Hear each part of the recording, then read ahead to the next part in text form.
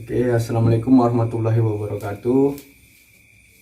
Perkenalkan, nama saya Abdi Samad, mahasiswa Universitas Lancang Kuning, Fakultas Kehutanan semester 5. Di sini saya ingin membahas tentang legal logging, pengertian, dampak, dan dasar hukumnya. Keberadaan hutan sangat penting karena memiliki fungsi ekologis sebagai penampung karbon dioksida, penghasil oksigen, penyediaan air, mencegah timbulnya masalah global. Banyak mengganggu ekosistem yang ada di sekitarnya, keanekaragaman flora dan fauna di dalamnya akan tertekan akibat kegiatan penghilangan hutan yang tidak bertanggung jawab atau yang tidak biasa disebut illegal logging atau pembalakan liar. Di sini saya akan menjelaskan tentang pengertian pembalakan liar. 1. Pengertian pembalakan liar. Menurut konsep manajemen hutan, penebangan logging adalah kegiatan memanen proses biologis dan ekosistem yang telah terakumulasi selama daur hidupnya. Kegiatan ini harus dicapai dengan rencana sehingga menimbulkan dampak negatif seminimal mungkin. Penebangan dapat dilakukan oleh siapa saja yang membalakan liar atau lebih dikenal dengan illegal logging adalah kegiatan memanen pohon dan pengakuan serta menjual kayu maupun hasil olahan yang tidak sah dan tidak memiliki izin. Konsep pembalakan liar yaitu melakukan pemanenan hutan tanpa izin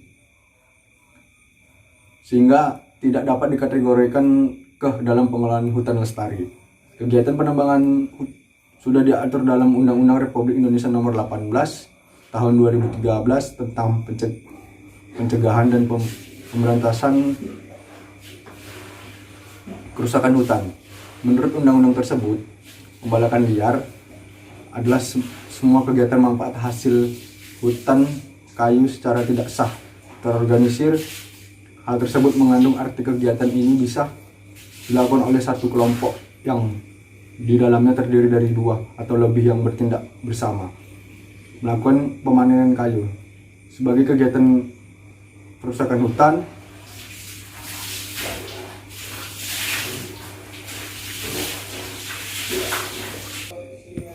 Nilai kerugian negara akibat praktik pembalakan liar, illegal logging ataupun pembabatan hutan secara ilegal.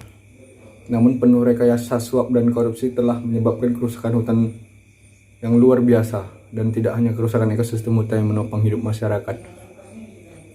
Praktik illegal logging dan legalized logging ini juga menyebabkan kerugian negara dalam jumlah besar. Studi Indonesia Corruption Watch atau ICW selama kurun waktu 2004 sampai dengan 2010, kerugian negara akibat pembalakan hutan di Indonesia mencapai 169,7 triliun. Nilai sebesar itu diperoleh dari perhitungan kekurangan penerimaan negara dari setor pajak bumi, bangunan serta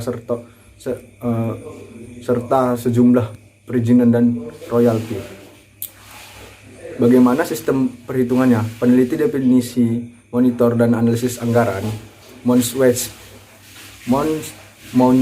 Weiss akan menjelaskan secara lengkap. Pada prinsip sumber daya hutan yang sangat luas ini merupakan aset negara yang hendak dijaga kelestarian dan dikelola manfaat sehingga tidak terjadi pembongkaran hutan yang bersifat destruktif, ujar Mona.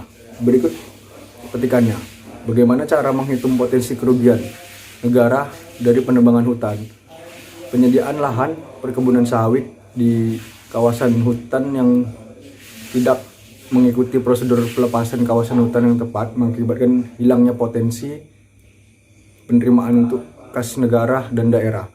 Setiap kegiatan alih fungsi hutan yang melibatkan penebangan kayu yang tidak sesuai dengan aturan dan hukum yang berlaku, maka telah terjadi kerugian negara setidaknya senilai hingga harga ekonomis dari kayu yang ditebang serta potensi penerimaan pajak dan bukan pajak.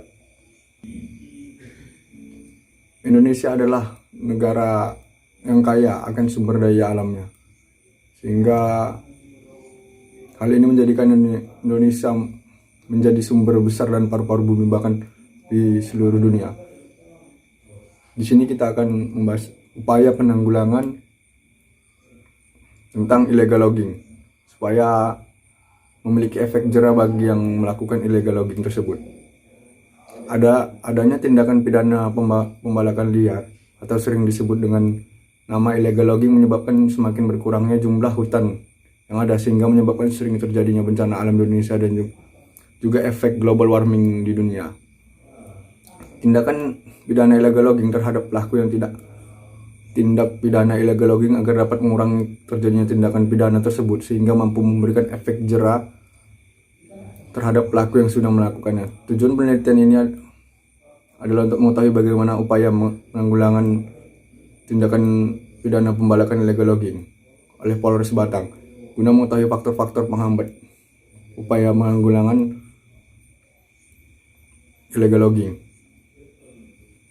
Karena itu, dalam mengurangi tindakan pidana secara illegal logging, pemerintah, yaitu Undang-Undang Kehutanan, Undang-Undang Perlindungan dan Pengolahan Lingkungan Hidup, Undang-Undang Pencegahan dan Pemberantasan Kerusakan Hutan, metode pendekatan ini digunakan menelaah permasalahan hukum yang sedang terjadi di kehidupan masyarakat, khususnya yang berkaitan upaya menanggulangi tindakan pembalakan liar.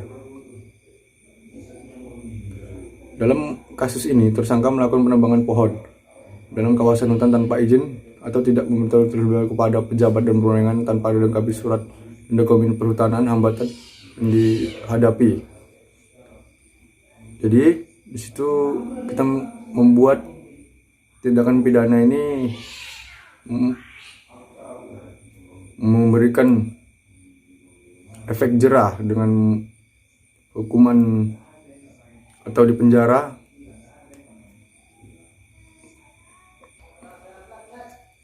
dengan semakin maraknya pembalakan liar atau illegal logging dilakukan oleh pihak yang tidak bertanggung jawab, sehingga menimbulkan kerugian baik terhadap negara maupun masyarakat. Maka sejauh mata memandang, pembalakan liar atau illegal logging merusak hutan yang sangat berdampak pada kerusakan lingkungan dan merupakan suatu kejahatan sebagaimana telah dijelaskan dalam pasal 108 bab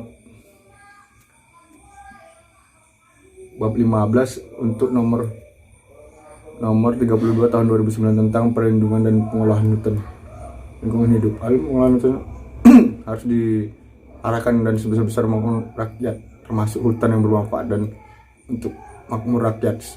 Mengenai peran serta masyarakat pemberantasan pembalakan liar dan penebangan liar atau pembalakan liar, illegal logging diatur dan dalam beberapa peraturan undang kesadaran hukum masyarakat sangat diutamakan dan guna menunjang atau ikut berpartisipasi dalam pemberantasan pembalakan liar dan upaya pendorong tercapainya hutan lestari.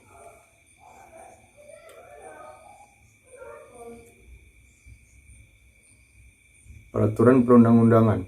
Undang-Undang Dasar Negara Republik Indonesia tahun 1945, Undang-Undang Nomor 19 tahun 2004 tentang perubahan Undang-Undang Nomor 41 tahun 1999 tentang kehutanan, Undang-Undang Nomor 15 tahun 1990 tentang konservasi sumber daya alam hayati dan ekosistemnya. Jadi kesimpulan dari pembahasan kita tadi, permasalahan illegal logging yang terjadi di Indonesia, masalah ini telah terjadi sejak lama yang terus berlanjut sehingga saat ini upaya-upaya yang dilakukan baik dari pemerintahan pusat bergerak di bidang khusus lingkungan, namun upaya-upaya yang telah dilakukan belum memberi dampak yang signifikan karena kembali dampak negatif illegal logging seperti luas hutan, berbagai dampak lain. Tindakan illegal logging yang hanya memberikan keuntungan bagi sebagian orang dan perusahaan pengelolaan kayu tersebut memberikan keluasan terhadap mereka untuk terus melakukan tindakan pengerusakan hutan.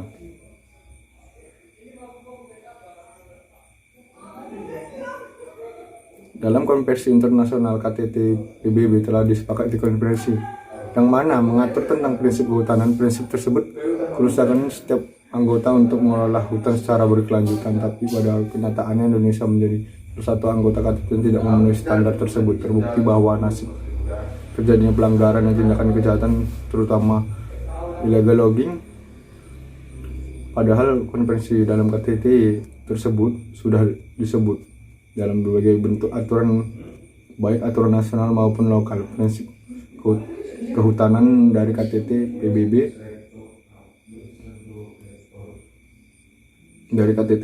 PBB yang telah diratifikasi oleh Indonesia tidak menjamin Indonesia menerapkan prinsip kehutanan ini, yaitu mengelola hutan berkelanjutan merupakan salah satu wilayah yang melanggar kesepakatan KTT tersebut, yaitu adanya tindakan illegal logging. Pelanggaran illegal logging terus dilakukan dengan negara-negara tetap menerima kayu ilegal dari Indonesia karena masih kurangnya pengawasan serta adanya pemalsuan dokumen yang memudahkan para pelaku bebas untuk mengekspor kayu. Dan terakhir adalah sosialisasi. Pemerintah harus mampu melakukan sosialisasi daerah-daerah terutama desa-desa di pedalaman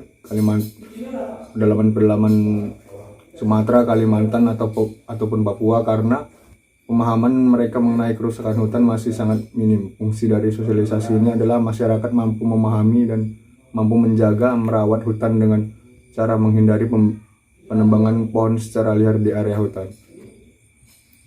Oke, baiklah, itu sekian penjelasan dari saya. Saya ucapkan terima kasih. Assalamualaikum warahmatullahi wabarakatuh.